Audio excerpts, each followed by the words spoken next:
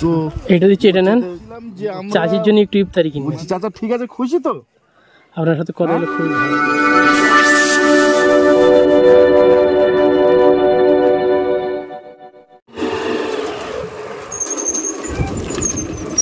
আসসালামু আলাইকুম, কেমন আছেন? বলছি বাড়ি কোথায় আপনার? মনিটর। মনিটরে? তো বলছি যে এই যে ভ্যান নিয়ে রোদে রোদে মোটামুটি যে ব্যবসা করা হয়, তাই তো? মোটামুটি হয় সারাদিনে কিছু? কোনো ঠিক নেই।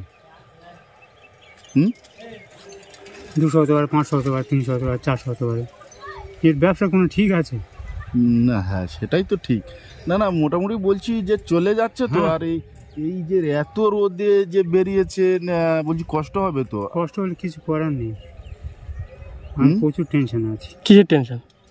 বলছি যে কিসের টেনশনটা কি একটু শুনি না, আমরা একটু শুনতে পারি না? একটু শুনতে বলুন, কিসের টেনশন? আমার মেয়ের একটু ব্রেন আউট হয়ে গেছিল, প্রচুর ডেঞ্জারি হয়ে গেছে। আচ্ছা, হিংসা করে করেছিল। আচ্ছা, এখন মোটামুটি সুস্থ আছে, কিন্তু এখন প্রেশার দিচ্ছে দেনাপানা, যার জন্য এত পরিশ্রম করতে হচ্ছে। বলছি যে ছেলেপুলে নেই? না, ছেলেপুলে নেই, শুধু মেয়ে কটা? 5টা মেয়ে, একটাও ছেলেপু নেই? বিয়ে হয়েছে কটা? 3টে বিয়ে হয়েছে, 2টো বিয়ে হতে বাকি আছে, তাই তো? এই রোজার সময়। মোটামুটি জমি জায়গা আছে না নেই, এই করে হয়? জমি জায়গা আছে অল্প কিছু। অল্প কিছু আছে।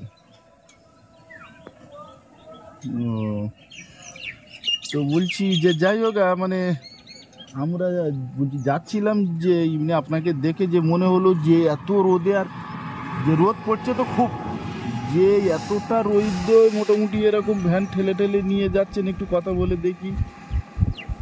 বলছি মানে যে বাড়ি কোথায়? হ্যাঁ, ওই জন্য করে যে কথা বললাম যে খুব ভালো লাগলো। ওই জন্য যে বলছি যে বয়স কতটা হয়েছে এখন? 50-এর এপারে আছে। 50-এর এপারে বয়সে বাড়ি বসে রেস্ট করার কথা? যা করে নিয়েছিলাম আমি রেস্ট করতে পারতাম। আচ্ছা, মেয়েটার পিছনে 50 লাখ টাকা খরচ হয়ে গেছে। 50 লাখ টাকা খরচ হয়ে গেছে। বলছি যে এখন কি পরিস্থিতি? এখন পরিস্থিতি মোটামুটি ভালো, তবে 1-2বার নার্ভের ডাক্তার একটু দেখালে ভালো হয়ে যায়।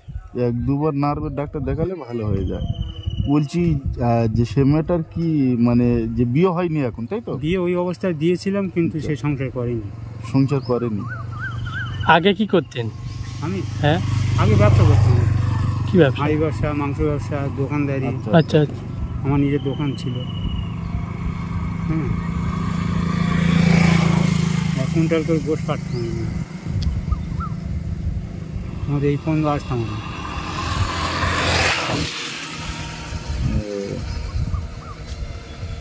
আজকে মোটামুটি বলছি যে 20 টাকা পয়সা নিয়ে এরকম দিন এসে গেছে। যা চলছি পরের টাকায় চলছি। এগুলো সব আল্লাহর পরীক্ষা। আল্লাহ যেটাই করে মনে করবেন যে ভালোর জন্যই করে। আল্লাহ তো ভালোর জন্য করে, কিন্তু এটা মানুষ যে হিংসা করছে এটা তো আল্লাহ বলেনি। না না, হ্যাঁ, মানুষ হিংসা করে করেছে। আল্লাহ পাক হয়তো এটা কোনো কারণে কোনো ওসিলায় যে তোমার উপর থেকে পরীক্ষা নিচ্ছে। সে হোক, ঠিক আছে, যে হয়তো সেই পরীক্ষা হচ্ছে। হ্যাঁ, মানে যে ইমানদারের মধ্যে থাকে তাকে কি না। হ্যাঁ, আর একটা জিনিস একটু দেখবেন, যে এমনি সব সময় ভালো মানুষের উপরে ঝড়টা বেশি হবে, ওই রকম এগুলো যে আল্লাহর পরীক্ষা সব। বলছি মানে যে যাই হোক, যে আজকের আপনার সাথে যে কথা বলে সত্যি খুব ভালো লাগলো। চাচি রোজা করছে? বলছি বাচ্চারা বন্ধ হয়ে যাবে। বাচ্চারা কি করবে, সংসার তো আপনার তো চালাতে হবে না। ঠিক কথা। তো এটা দিচ্ছি, এটা নেন।